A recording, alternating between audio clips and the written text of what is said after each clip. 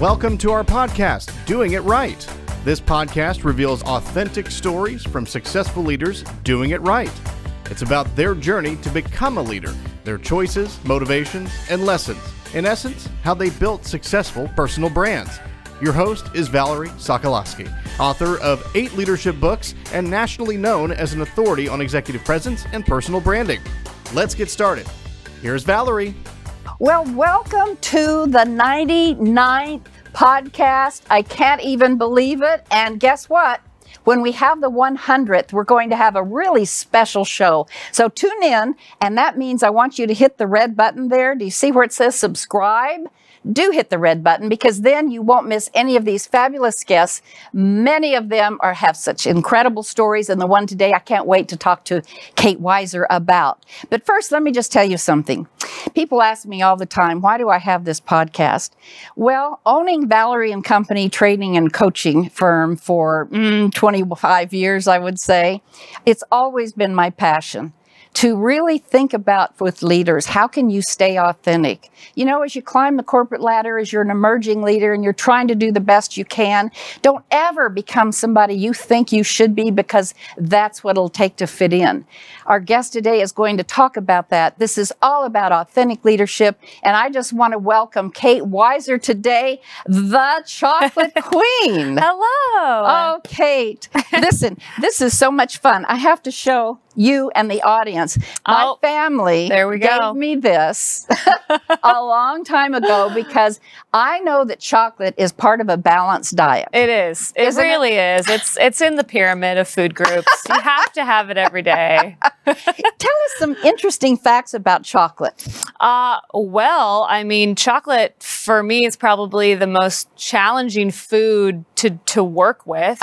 You're dealing with a whole mess of temperatures and humidity and crystallization, and it's liquid, it's moldable, it's shapeable, it's really magical. I mean, it's everything that you want it to be. You can have pure creativity with chocolate, and I think that that's what's most fun, and that's what sort of drives my energy. So, well, we've got a video clip that we're going to show that kind of gives the story of you coming to Dallas from Kansas as a young entrepreneur. That's right. And hitting the fame. So let's watch.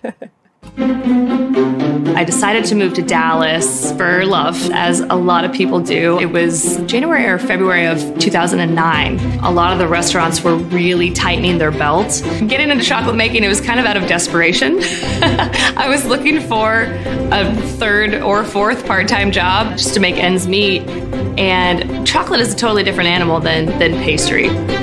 I was terrible at making chocolate, just feeling like a total failure. I would just read every chocolate book I could find. I would YouTube everything I could YouTube. I actually started reaching out to other chocolatiers in the community, who were fantastic, by the way, and sharing tips and tricks and their knowledge with me. So it was a really, really slow progression, but it slowly built this urge to succeed and this drive that I didn't even know that I had. So 2 years have gone by, and I'm feeling pretty, confident, the ego's there. And someone called me and said, hey, there's this review on the internet. You should check this out. The critic had sliced every chocolate in half, basically put arrows pointing out all my mistakes. I walked around, dried my tears, I sat down, I reread it, and I was just like, this guy's right. Those moments, it's either sink or swim. It's either I quit or I'm gonna do this right. It just made me take chocolate really, really seriously. And opening up my own chocolate shop, that idea just really took over my whole life. I had no idea how to get there. So, Kate, I want you just to share with the audience your story, because you hit fame fast fame. Did I hit fame? I think you did hit fame. Your chocolates were on Oprah's. That's true. What, favorite? Oprah's favorite things. List. Yes. You were awarded already in your career as one of the top chocolatiers. So tell us a story. Yeah. It's fascinating. Oh, well, thank you. Like you mentioned, I did grow up in Kansas City on the Kansas side. And, when I was little, I kind of fell in love with cooking and sweets. Cooking was a big part of my family. My dad would cook these amazing meals on the weekends. And, they always say how I was in a stroller and he would do like little cooking segments with me and You're little kidding. stroller, like, okay, Kate, here's what I'm doing now. And, he would kind of walk me through. So I really grew up with my dad in the kitchen, I think. And as I started getting a little bit older, started to gain a little bit more interest in the sweeter side of things. And I would just bake on the weekends and share with family and friends and neighbors. And didn't really think of it as a career until I went to University of Kansas. I was there for one semester, and I quickly realized that there was nothing there that I really wanted to do. And if you're going to have a career and you have one life to live, I wanted to make sure that I loved what I was doing. That's important. So I kind of went back to my roots and said, okay, what do I really enjoy? And that was baking and pastries. And so I called my parents and I said, hey, I'm wasting your tuition here. Like, can I go to culinary school? And they were really supportive. And so then I went off to San Francisco after that. Yeah. What was it like? I've always wanted to take at least some courses, but culinary schools, you have to become a chef, and I didn't have time to do that. And they're very expensive. Are they? Yeah, Okay. If you're going to pay for a culinary school, you kind of want to make it your career. Well, good. Your parents were there to support you. Absolutely. Absolutely. But yeah, no, culinary school was magical. It was just every day I was super excited to go. I really did feel like a kid in a candy store, learning about the different techniques. And I mean, everything was new. I went in there really not having any experience in a professional kitchen. So every day was something new. And I actually honestly felt if I missed a day that I would just completely miss out on certain pieces of knowledge, and then I'd be, behind as soon as I left. It was only a one-year program. So you really just kind of soaked it all up. I mean, they segmented it into, 8 weeks of cake class, 8 weeks of plated desserts, 8 weeks of chocolate. And they kind of did it that way. So every day was something new and exciting. So did you, were you in classes, big classes, small classes? How many were there? I think it was about 30 of us per class. So you made a lot of great friends, and it was just a blast. It was a total blast. But it's interesting because in culinary school, I didn't really connect with chocolate as a medium. I didn't connect with that class. I was more on the plated dessert side. I really wanted to work in restaurants. I think my goal at that time was to make my way to New York and fine dining and Michelin and the whole 9 yards. I really wanted to be a great pastry chef. So it's really interesting how life has sort of led me down different paths and I've chosen different routes. But so how did chocolate? What happened with the chocolate thing? Yeah, I mean, really, I kind of fell into it a little bit accidentally. When I moved to Dallas, I had a really hard time finding a gig. I had a tough time. It was 2009. And I think a lot of restaurants were cutting the pastry chef position and just having, other people plate those desserts. So yeah, I kind of bopped around a little bit when I got here. And one of the 3 jobs that I took was at a small chocolate business in Dallas. And it was over at that point. I mean, I completely fell in love with it. I was learning something new every day, teaching myself how to do this stuff. And it was just so incredibly challenging. And it just lit this whole new fire that I didn't even know that I had. And 10 years later, I'm still doing it. And here I'm still loving it. Are. Yeah. All right. So take us from, you were here in Dallas working in a chocolate shop. You got your passion there. Yeah. Then how did this happen? Well, I really, honed in on this style of chocolate, which is the hand-painted, sort of shiny, beautiful, artistic bonbons. Look at this. Yeah, we can look at those right there. So I really wanted to learn more about that technique, and I had grown up in Kansas City, with Christopher Elbow chocolate, and he does that technique, and I just remember being just fascinated. And I was just like, how does he do that? And so when I started working with chocolate and researching more and reading every book I could get my hands on and watching YouTube. And I kind of slowly figured it out. I mean, over years, like it took years to really understand the nuances and the differences of the textures and the temperatures and the humidity. Like there's a lot that goes into it. How long, slowly. Kate, how long does it take to do this? Start to finish, it's about 2.5 day process. It used to be 4 days, but we were able to kind of cut that time down. So it's like I always say, it's not a cupcake, you know. Not something that you can, whip up in a second. There's a lot of parts of the process that actually need to set and crystallize over time. Okay. And, it's very tedious. But you had a failure along the way with that critic. Oh, and yes. she or he didn't like your chocolates. Yes. What happened? So while I was, before I had started my own company, I was still very much figuring it out as I went. And there was a moment where I kind of thought I was on the right path, at least. People were getting kind of excited about what I was doing. And there was a critic that took home a box of chocolates and sort of dissected each and every piece and there was I remember there was arrows like pointing to all the different mistakes. And at that point I read that review and just how much time that person took to really analyze what I was doing. And the first thing, obviously, I was just mortified that it was on the internet. That was the first thing. And then I just walked around my house and then I came back to it and I was like, there are people out there that care about this stuff. And yes. I'm obviously not one of them if I'm putting out this product with all these different mistakes. So I got to get my act together. Like that was really a pivotal moment for me to really take chocolate more seriously. And at that point, that set me on the path to trying to achieve perfection in the kitchen every day, going back to the techniques that I was doing. How can I make them better? How can I change what I'm doing? Just always self-reflecting and always looking in to see how I could be better.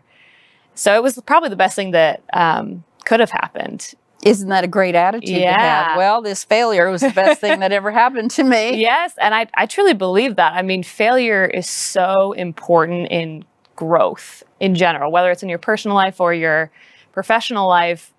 I count every failure as a blessing. I look beyond it. I keep moving forward. And I try to teach my staff that as well, because I think a lot of the younger chefs that come in are so afraid to fail or to disappoint me or to do something wrong. And I just think those are the best lessons you can learn. So I'm all about it. Well, are you a perfectionist? Do you have to be a perfectionist to do this? I mean, honestly, I'm a type B personality. What does that mean? I'm very laid back. I'm very chill. And fun. You're a lot of fun. Yes. Thank you, Valerie. Yes. I am fun. You are. I do have a lot of fun with what I'm doing. But yeah, so the whole perfectionism thing, while that piece is there in my brain, I have to actively attempt it every day. It's not like it's not a natural thing for me to care about every single tiny little detail. For me, it's like, okay, yeah, it's good. Let's keep going. Like that's my mentality normally in my life. Yeah. So it's definitely, I have to kind of look at myself in the mirror and be like, okay, Kate, you're really going to take yourself very seriously today. And I kind of have this internal conversation where I just kind of pump myself up and get myself ready to care about those tiny little details, because you have to in chocolate. You cannot cut corners in any way. Well, in anything. I mean, in my career, in any industry, you've got to care enough to be the best. And I think that's what you're saying. Kate, you had a really tough time. The darkest, you told me, darkest time of your life. Yeah. Going through 2020. Yeah, man. Would you talk about that? Sure. I mean, I was very, very lucky in just forming this company with my partners, having all of this opportunity sort of handed to me. And yes, I took that opportunity and I worked my tail off to get to where we're at. But I do realize that along the way, I just had a very charmed life. I always feel that way. Even though I've gone through hardship, I feel like I've been very, very lucky and I haven't gone through crazy, crazy hard times. And so when 2020 hit, I think, you know, it was all very fast. It happened very fast. I think it happened very fast for a lot of people, especially small businesses, and especially being the leader of a small business where your entire staff is turning to you for the answers, and you're right there with them. You don't know what's, you know, coming on the news next. And so, yeah, I think absolutely the hardest part was finally kind of coming out of denial, which took about 2 weeks for me to realize, okay, this is actually affecting all of our lives. And We're it's wearing not masks just overseas now. and it's here. And I do remember going to the grocery store and just trying to buy as many disinfectant materials as I could. Toilet paper? Yeah. Well, just for the store. I was trying to clean the store, and there was nothing on the shelves. And I think it was at that moment that I was just like, oh, wow, this thing is really here and we're screwed. You know, we're kind of screwed. And I do remember checking the bank account of the company's bank account, watching it, you know, understanding that there were no sales coming in. I mean, zip. We had a few website sales coming in, but our website was not something we were focused on. We were only focused on brick and mortar for the most part.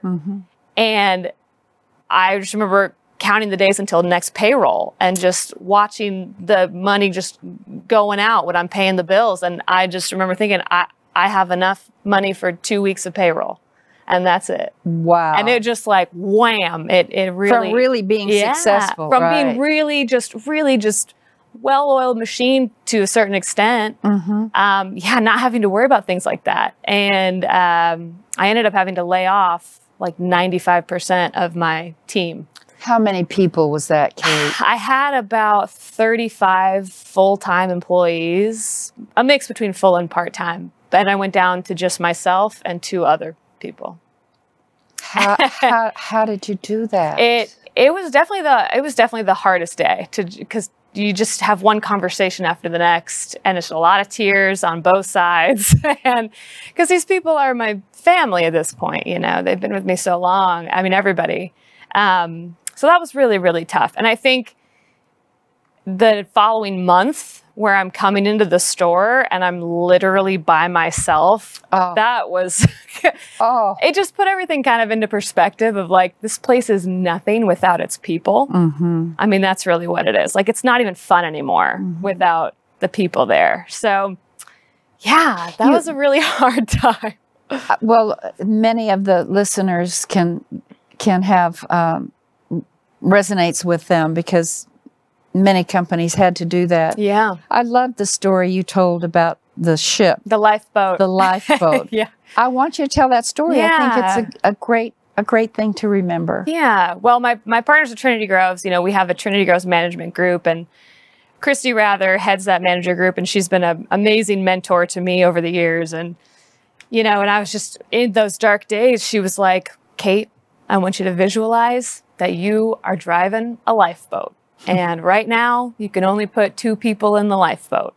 And the more you keep paddling along, the more we keep going, the lifeboat's gonna get a little bit bigger. You can bring another person back onto that lifeboat. And I literally, for that whole time, I was visualizing, okay, how do I get the lifeboat a little bit bigger so I can get this other person back on the lifeboat? And that's just what we did. You know, we kept going. I took over 5 people's jobs. The 2 people that were here took over 5 other people's jobs, and we just kept paddling. And we just kept going. And the website sales started to climb up pretty aggressively, because obviously everyone's staying at home. And I think especially Dallas, they wanted to support small businesses. So people were coming out of the woodwork. I mean, we were pivoting. We were asking people to buy their holiday snowman in March in order for us to get that sale so that we could bring another person into the lifeboat. So we were doing all sorts of crazy stuff. And I ended up being able to hire my kitchen manager back on, I think, in June. She came on in June. We had a great Mother's Day. I think people were very into giving gifts to their mothers. You bet. You know, because everyone's just realizing, I mean, again, COVID puts everything into perspective.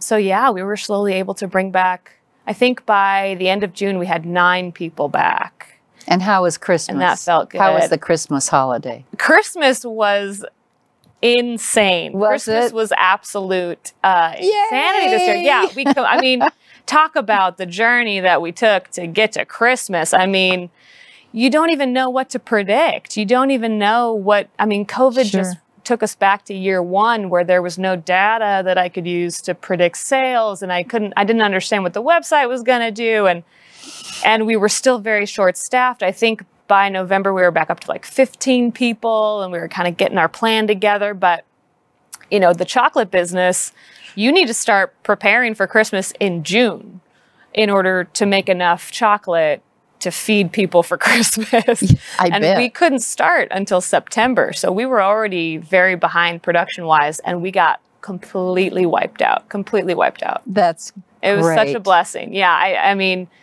it really rejuvenated everybody. And now we're back up to 30 employees. Oh. Yeah.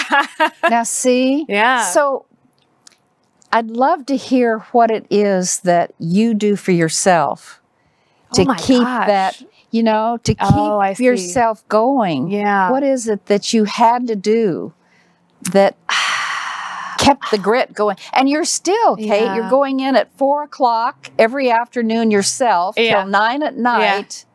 Yeah, I'm leaving here. I got to go make chocolate. I got to get out of here. I know. We can't have coffee after or anything. What a bummer. Yeah. What do you do? I don't know if it's something that I do. I think it's just something that's built in. You know? What is it?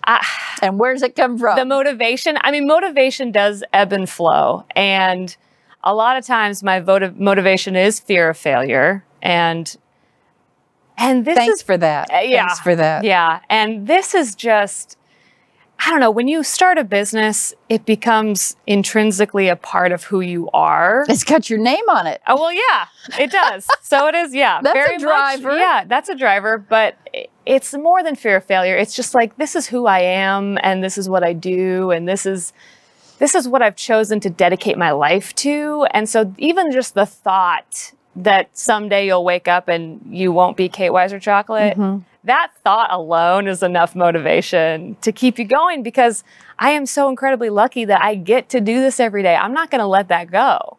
I'm going to hang on to that as long as I can. I'm going to ride this train as long as I can. Yeah, for sure. I mean, and that's just part of you. It becomes your baby, It becomes the thing that motivates you. So the company itself motivates me. The people in the company motivate me.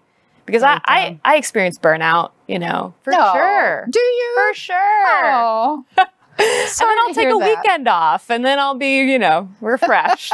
What kind of a boss are you? I feel like we should have like every manager here to answer that question. I'm a collaborator. Okay. 100%. I feel like collaboration is what moves the company forward. I think my own brain is very limited in what I can achieve by myself and what I can do and what I can even think of and create. So I love talking things out, and we have manager meetings where we just talk out every issue, every process, new flavors, new ideas. And I just think that collaboration is key, absolutely essential. I'd like to think that I'm a very fun boss. I truly care about my people. So if they have an issue or a problem, I'm just like devastated. Like, let's fix whatever is happening here, So yeah, very caring. And I have high expectations. I mean, I definitely let them know, this is the culture, this is the expectation, and we're all going to achieve it together. And then we party. When we achieve it, we party, we celebrate. I'm a very big celebrator of things. And I think that's important. I think that's important. So what are your top 3 values that you just hold so dear? And if anybody steps on them, that's how we know if it's really a core value versus a situational value. Yeah. If they step on it, it's a trigger point for you. Do you have any trigger points based on that? Do I have trigger points? I mean, quality, I think there are lots of times when a product maybe doesn't come out as well as we'd like it to. And if I even get a hint that product is going to make its way to the shelf, I will kind of flip out a little bit. And I'll remind everybody, like, does that have your name on it? If it did, would you want that out on the shelf? No. So the quality thing is like, that's really, really important. And I think that maintaining that level is just so incredibly important. The consistency as well. If one bonbon tastes different in one batch, that's true. You can't put that out. You know, I think that that's a huge value for us is quality and consistency. And then, like I said, collaboration.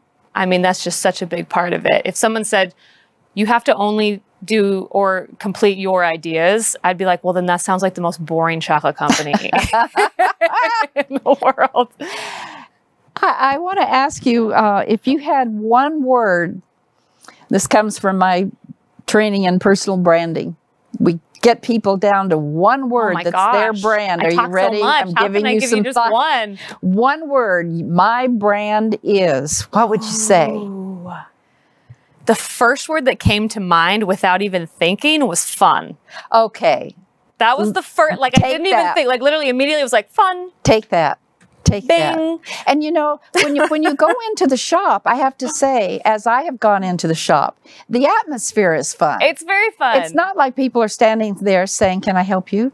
and you know, that is something that we really institute in our front of house staff members. You know, I always tell them, this is a very high-end luxury brand, but that's not who we are. Like as people, we are fun, we are friendly, we have smiles, we make everyone feel welcome. You know, I want anyone to come in and not be intimidated by the glossy, perfect package. You know, I want people to feel at home, feel like it's their place, that they can't wait to show their friend. You know, this is my place. This is my chocolate shop. Come see my chocolate shop. Like, I want every customer to feel that way. Feel that warmth. They do. I think that you've done that for sure.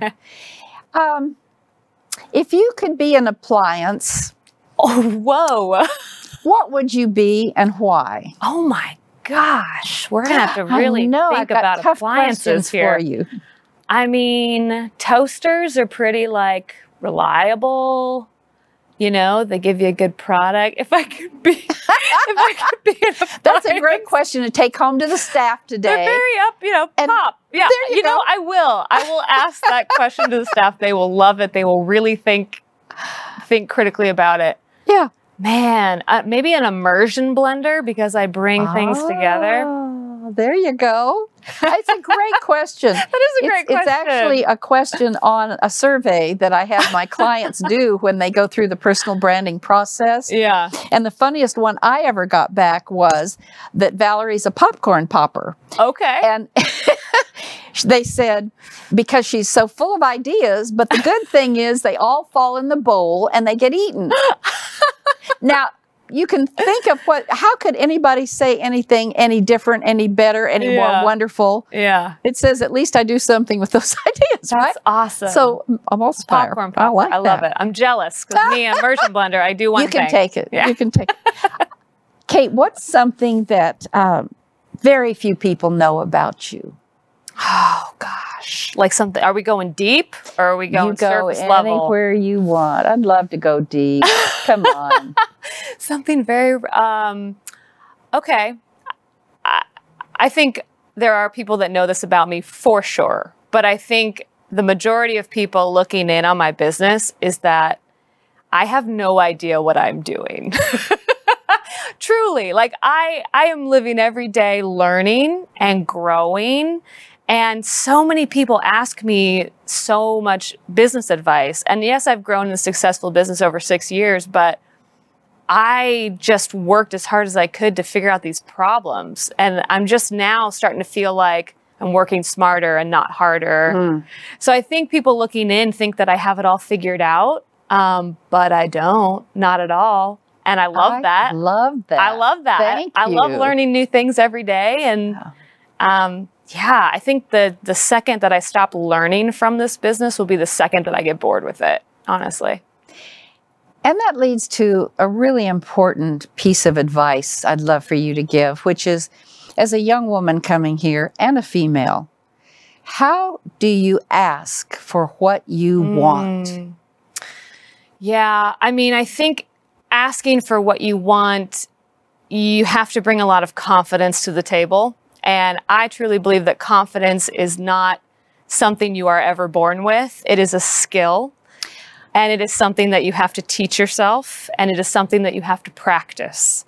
And I think that there are a lot of things you can do to practice the skill of confidence. I think, thinking back into my own history, the first thing I did to practice confidence was I became a waitress when I was 18.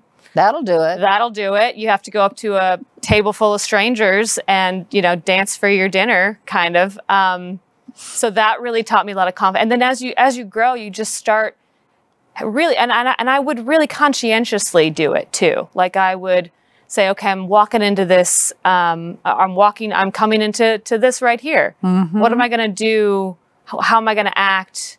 How am I going to practice confidence? And so I think asking for what you want, number one, takes that skill.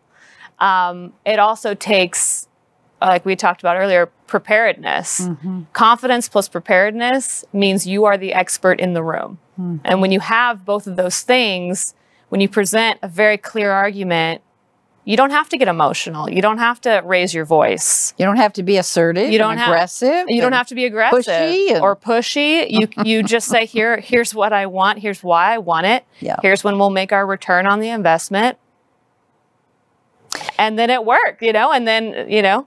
It's interesting. That's how you do it. Thank you for the word skill. Confidence is a skill. In my words, I will say presence. It's how you show up. Everyone is asking me about, well, how do I have more presence? Well, what they're saying is, how do I show up as if I have? And those are the words, as if. Show up as if. Fake it till you make it. Yeah. And that's not being inauthentic, is it? Right. No, it's not. It's just putting out that energy, even if you don't intrinsically feel it inside. Yes. You know, like I could be scared, completely scared and freaked out inside, but I'm putting out this confident woman energy. And that's different. Yeah. And it works. And it works. It has worked. I'm here. You are here, and you are headed further places. And that's kind of the last question I wanted to ask you. I used to say, what are your 5-year goals? What are your 3-year goals? Now I'm down to 6 months pretty much. But as you see, I mean, you're young and you're successful and you've done it.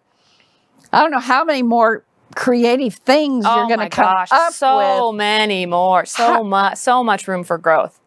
So we have scratched the surface of what we can do. That's awesome to hear. Yeah. There's never an ending. It's like you see the little tip of the iceberg and there's like so much room underneath. I mean, we can just do so much more. What are some of your ideas for so much more, Kate? Well, for example, you know, like I said, we were not focusing on e-commerce really. And up until this point, e-commerce was kind of a footnote in our business. So we are just now opening up that whole new world. I mean, we are putting dollars into the website. We are understanding email marketing and we are just now diving into this. So that whole landscape is completely new. It's full of opportunity.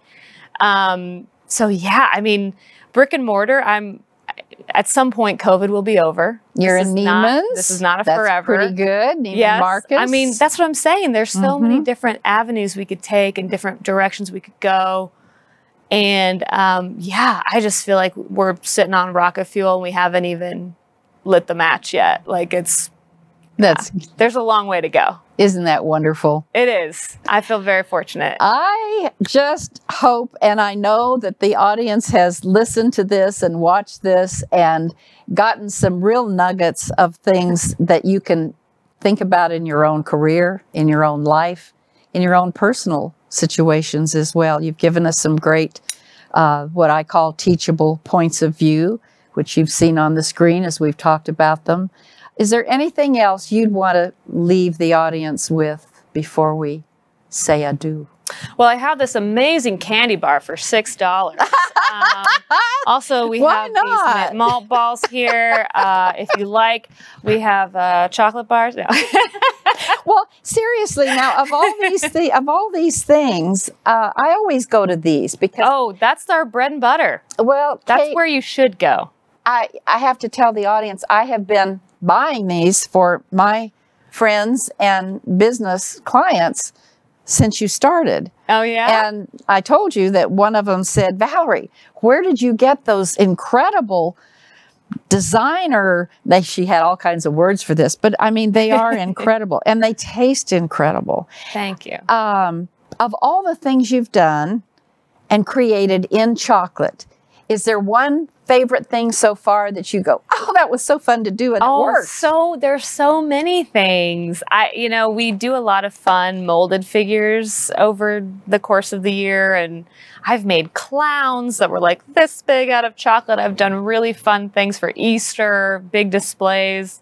But I think what I'm most proud of is probably our boxed chocolates, because there's just so much technique that goes into it, so much flavor. I mean, so much consideration. I've dreamt about every single flavor and how it's structured. Have you really? Oh, yeah. I mean, you think of them like they're your children. So, a chocolate question. Yeah. Do you like milk chocolate or dark chocolate? I like it all, honestly. Well, of course. I used to not like white chocolate.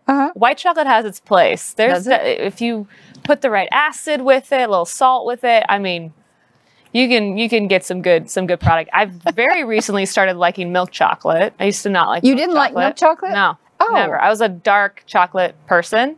But yeah, I find myself just snacking more and more on some milk chocolate. A little hazelnut, again, a little salt. And it is good for us, right? It is. We need to have a piece of chocolate. The body and the soul and the mind. It is. It feeds the soul. It does. Kate, it was such fun being my 99th, just before the 100th Almost episode. got 100. Almost there. And boy, I'm like you. It's never going to stop. That's right. I think I'll leave on a personal note too. You can hear the energy that we both have for what we're doing. And I just wish with all my heart that everyone can find something in their lives, outside of business too. This isn't just about business. Absolutely. That really brings them joy. Absolutely. And do more. Like I said, you get one life. How are you going to spend it? And we really had some reflection time and are having it during COVID, aren't we? Oh, we sure are. Yeah. Kate, thank you for being with us today. Thanks for having me. I had fun. It was fun.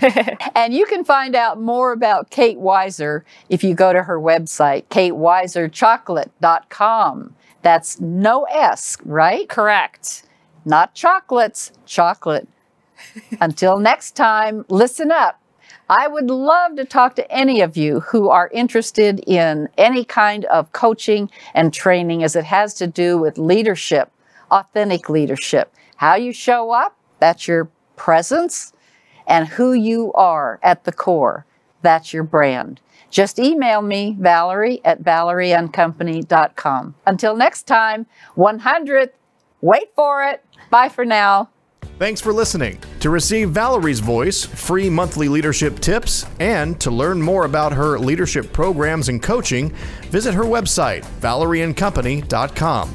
Next week, we'll be here again to inspire, engage, and equip you with teachable points of view from successful leaders who have been doing it right. Until then, lead authentically.